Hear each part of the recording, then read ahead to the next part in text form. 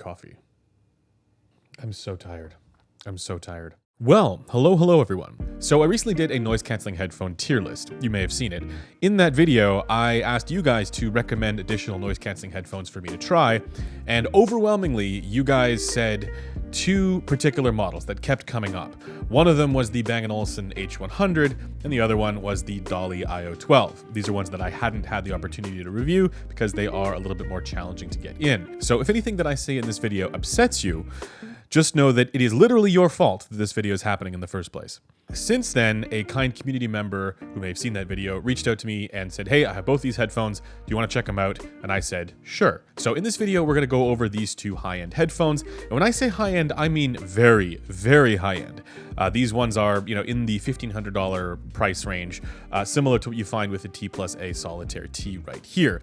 And actually, as I've been testing these headphones, the Solitaire T included here, I've sort of been asking myself this question of like, what do you actually get when you spend that kind of money on wireless noise cancelling headphones? Like, what does the extra $1,000 or $800 get you over the stuff that is maybe a little bit more widely accessible? So without further ado, let's get going with the video here. So as we get going here, once again, big shout outs to our community member who provided these on loan for review. This is a person who regularly contributes the best and most unhinged takes in Spicy Hour. So yeah, big thanks to you. You know who you are. And I'm going to start with the Bang Olufsen H100 right here. This is a headphone that feels extremely premium for literally every little aspect of it. You've got this really premium feeling wheel that spins on the sides of the headphone. This does your media volume, but it can be mapped to different functions in the app, along with just overall nice feeling design for all the mechanical things that move, all the bits and pieces that move. It is reasonably ergonomic. I find it mostly comfortable. I wish the pad opening were a little bit bigger, but it is notably wider than what you get with the T A Solitaire T right here, which I found to be a bit too narrow for my larger ears, right? This one, I didn't have as much of a problem with that. And the clamp force is also not too much on this headphone for me. So that means that it should probably fit you well. Again, everything about me is large. It also comes with this really nice carrying pouch thing, which can be easily put into a backpack for travel purposes.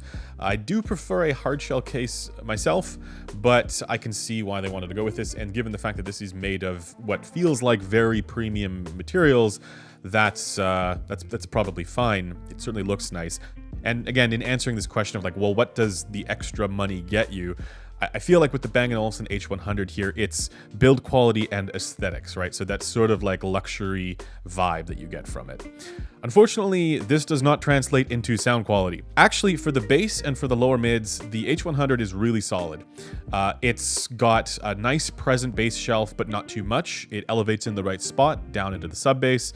The mid-range is quite clean, so the transition between the bass and the mid-range comes through, again, very cleanly, so you can hear all those sort of mid-range textural qualities coming through, and it's not sort of dominated by the bass, which is the case on so many of these products. Like, they all feel like they're in store demo mode, and this one does the bass a lot more appropriately. Certainly to my liking, and I think it is to most people who actually spend time listening to these products. But that's really where the praise has to stop with this headphone, because its treble performance is horrible. So when I first put this on, my process for evaluating these headphones is I listen to them first before doing any measurements. I just sit down, I listen to them and see if I can enjoy my music. And I go through my list of test tracks. And immediately I knew with this headphone that there was going to be an issue. There was going to be something wrong with the treble, because it sounds compressed, it sounds fuzzy, hazy, low res, all those sort of words that you would associate with, poor sound quality. And you can definitely tell that there are some harmonic imbalances going on. I'll get to the data here in a moment. But I just wanted to let you guys know that like my immediate reaction to this headphone when listening to it was like, no, this isn't it.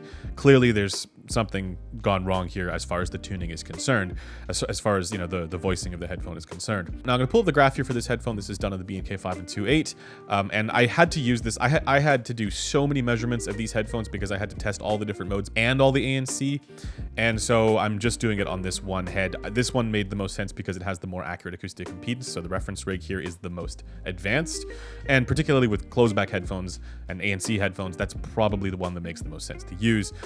So this, you can see here, is pretty good for about 50 to 60% of it, and then it goes straight to hell. It is a roller coaster ride for the treble, and this does cause those issues that I mentioned. This is what makes it sound compressed and smeared for the treble. Things don't really ring out as clearly as you would want here.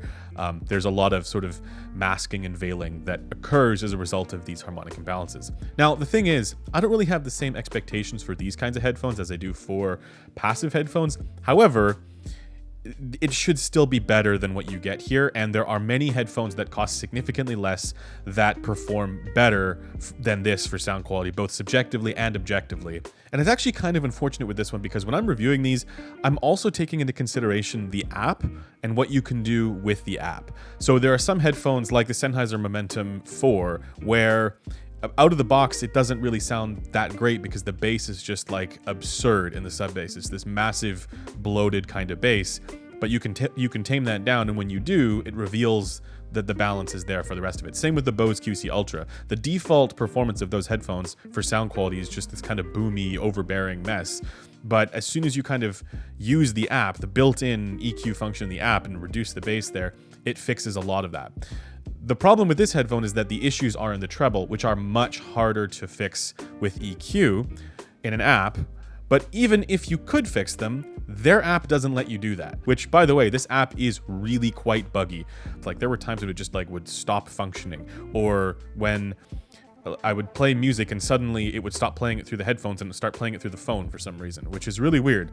But when I did get it to work with the EQ customizability, it only has this kind of sound signature matrix that you can use. So you can't really specify individual frequency bands to adjust, which is what you would need to do to fix the problem areas with this headphone. Now, you do get access to Dolby Atmos, spatial audio, and head tracking. This is cool, and the experience with it is okay, but it doesn't make up for the shortcomings with the sound quality. So again, this isn't a matter of it's not just to my preference. These are harmonic imbalance issues that are likely to be problematic for most people. And on the one hand, I'm hesitant to be overly focused on some of these scrungles because, again, the frequency response, the behavior actually does change from head to head. But these issues are numerous enough that I have a hard time imagining that all of them would work for somebody. Certainly for me, they really caused problems. And this matrix that you get here in the app only allows you to kind of say, okay, I want it to be more bassy, less trebly. I want it to be more relaxed, less energetic. It gives these little descriptions for the matrix and then allows you to kind of push the sound in that direction. And while this isn't as limited as just having one filter and just moving that around, it kind of functions like that because you're not able to say, well, I like the bass where it's at, but the treble, I want to adjust these specific ranges. And that's what you would need to do to make this headphone sound palatable. So the summary for this headphone is that the bass and the mids are solid, the treble is poor, and that's what leads to a low res kind of sound. I would place this ahead of the Bowers & Wilkins PX8 for sound quality, but not really ahead of anything else. So that's kind of where it goes. The final Audio UX3000 sounds significantly better than this, and it's a lot less expensive. Granted, it sounds better than most headphones, but that's okay. We'll move on. For the noise canceling, so when using this headphone just outside in the city, it was effective enough. It wasn't amazing, it wasn't as good as the class leaders, but it was still effective at sort of dulling those sounds. I think on a plane, it would also be mostly okay, but overall, it doesn't actually attenuate all that much, and it is notably behind some of the class leaders like what you get with the Bose QC Ultra.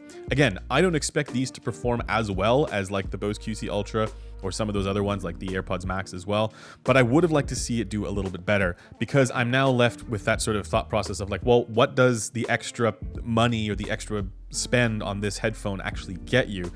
I feel like ultimately it gets you a brand name, it gets you really premium feeling materials, and it gets you a nice, fancy looking and feeling design.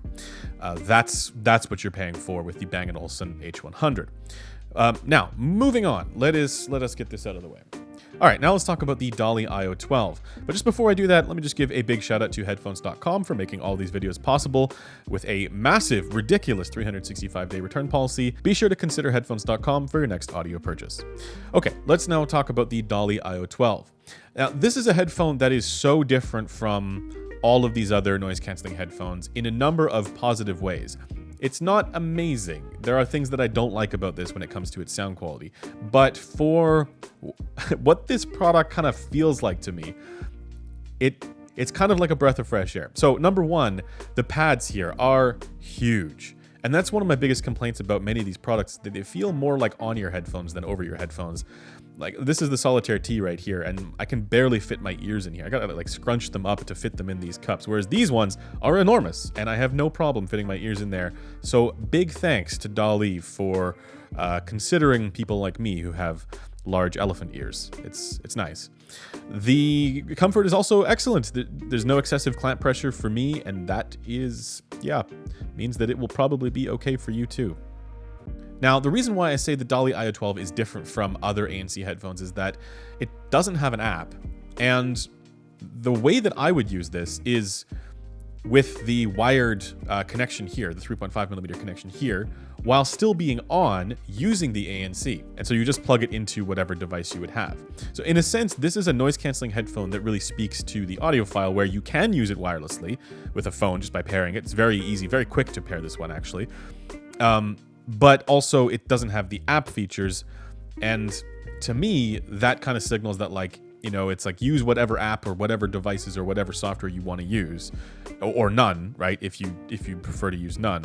I obviously like to EQ my headphones, so this is actually a headphone that I personally would have a use for. But for me, this kind of like minimalism when it comes to like their approach to making a wireless ANC headphone, it's like, we can't compete with Bose or Sony when it comes to, you know, the integration with the apps and all that kind of stuff, or whoever, right? Sennheiser. But we can compete with them when it comes to like the goodness of product. And that's where I feel the efforts have gone with this one.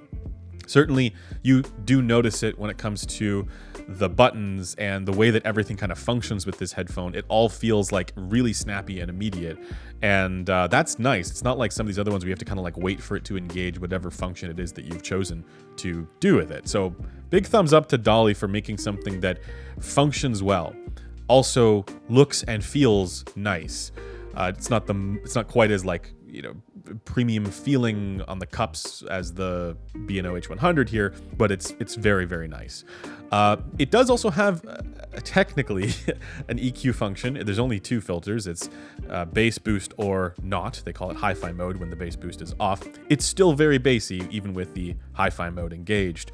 And the sound signature here is interesting. This is what I would describe as a more intelligent way of doing a V-shaped sound signature than most, or U-shaped. I'd say it's more V-shaped than U-shaped. Now, my experience when listening to this, when I first put this headphone on, I immediately heard like a mid-treble resonance that was quite imbalanced sounding, and I was like, whoa, what's going on here? And I realized pretty quickly that the reason for this is I'd put it on kind of like in the middle of my head, kind of like that.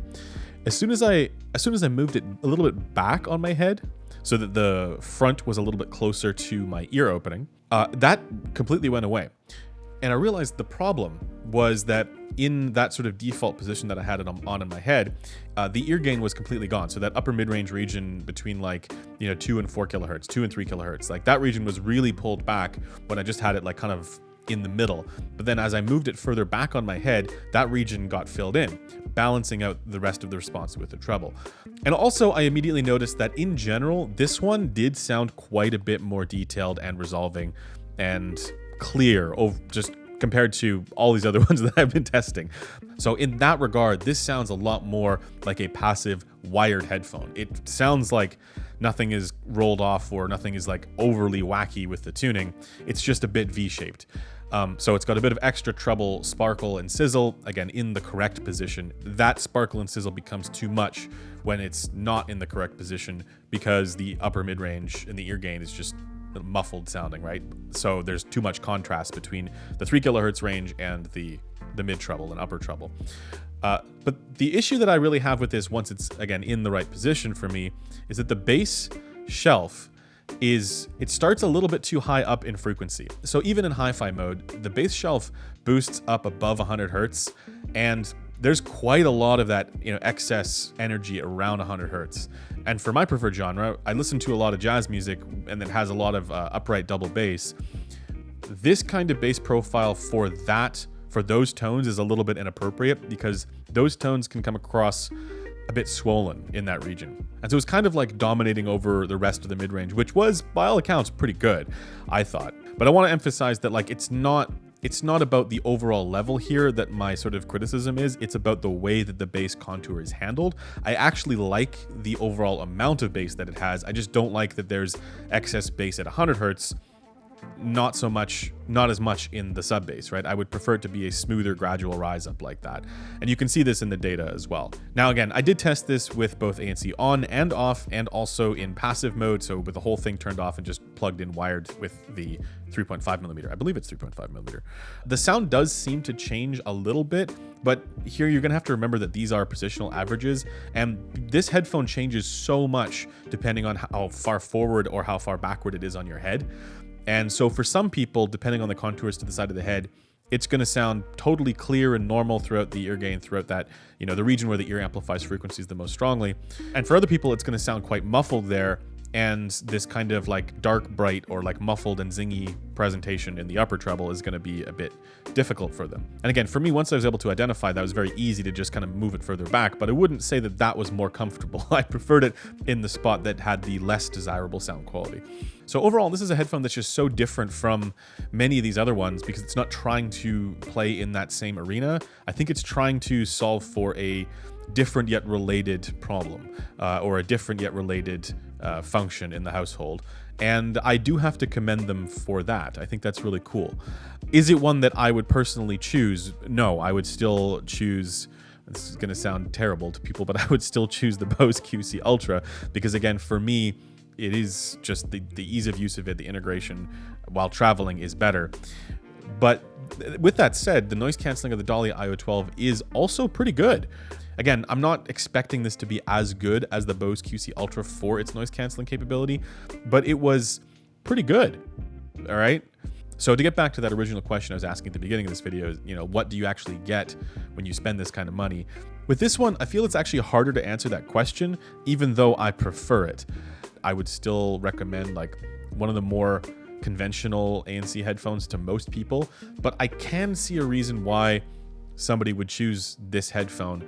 And I can even see a use case for it for myself because it is comfortable. It looks nice. The ANC performance is acceptable. The sound quality is actually not bad. It's not great, but it's not bad and better than most. And a lot of the functionality here speaks to a use condition that I think is one that many of these other products are just not even going after. I still think they need to work on evening out the overall response a bit. I think they need to make it so that it's more consistent, positionally consistent, because that's a bit of a problem. And all of these are not nearly as mature when it comes to bass consistency because they are still subject to leakage effects and don't compensate for that the way that you get with like an Airpods Max, for example. So overall, the sound here is not as consistent, and I think that that's really the biggest issue with it. I don't mind that it doesn't have an app. I just think it's interesting.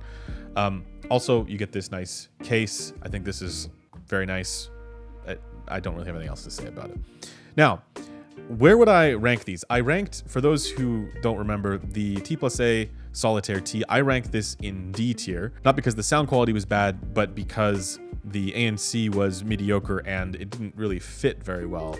Although somebody reminded me that like there are people with smaller ears where it would fit just fine, and for those people it would make a little bit more sense. But for me, it was just like I could not get over the fact that this is just too small. If we're talking strictly sound quality, the B&O H100 is just out. Comparing the T A Solitaire T to the Dali IO-12, I actually prefer the sound quality from the Dali IO-12, even though it has more egregious issues. The Solitaire T, as far as the sound profile in general with the Solitaire T, it's a much more neutral presentation than any of the other ones, but it's done in a way where it still sounds a bit shouty to me. I know they have the relaxed preset. That doesn't work for me either. So for me, when it comes to the sound quality, I would actually choose the Dali IO-12. Even I'm saying this like without EQ, but also for the comfort and the fact that it has pads that are big enough for me and the use case that I would have, and the noise canceling quality is better on the Dali IO-12, or at least in my testing, I found it to be the case. Overall, as far as goodness of product is concerned, I would rank the Dali ahead of the Solitaire T, ahead of the B&O H100. But as far as like where would I put these in my ranking list or my tier list that I did recently, I would place the Dali IO-12 in B, because again, I think that there is something interesting here, even if it's maybe not quite as competitive for all the things that I would want. Like the overall sound that you get here still isn't as good as what you get with the 5909 from Mark Levinson, or even the UX3000 for the overall like sound signature, the sound profile. But for that sense of like, you know, resolution, like all those types of things, like it does a good job, right? It's better than a lot of these other ones that sound congested and compressed and blunted. This doesn't have that problem at all. So for that reason, I would place this in B tier. And it also is one of the few that actually fits on human heads. It's just that for the function of noise canceling headphones, I would have a hard time placing this in A tier or higher than B tier, because it doesn't compete with some of the class leaders like the Bose QC Ultra in many of the areas that people are buying these headphones for. And then the Bang Olufsen H100. This is straight to D tier. It is ahead of the Bowers & Wilkins PX8, but not ahead of the Solitaire T. So that's basically how I'd rank these. But my conclusion of this video is still that, like, I'm still waiting. I'm still waiting for somebody to come out with a truly great noise canceling headphone that nails it in terms of sound quality, has decent ANC quality, is, you know, comfortable and has good ergonomics, you know, looks decent. I feel like it should be doable. And there are so many companies putting money into research and development on these types of products. I feel like we should expect more than what the current offerings are. They're not there yet for me, even though I do think there's something interesting about the Dali IO-12. And I do also have some other ones in that you guys have recommended to me that are absolutely horrible. Like, there was one that was regularly recommended to me. I got it in and I was like, oh my God, how did this make it to production? Maybe consider subscribing if you want to watch that video, because I'm working on a review for that one, and my God, I do not understand. I don't understand. These things should be better. You have all the tools in the world to make these products good because you have DSP available. Yes, you need to compromise because you need to use some sort of system for the ANC, but you can make it good. They don't need to be as bad as most of these are. And some of them are better than others. Again, watch that tier list video, but like, we shouldn't accept mediocrity, and that's what we've been served for most of these products. Let's, as an industry, do better, please. Okay, that does it for this comparison. Let me know what other ANC headphones you'd like me to test in the comments below. And don't forget, if you'd like to chat with me or other like-minded audio people, check out our Discord, also linked in the description below. Until next time, I'll see you guys later. Bye for now.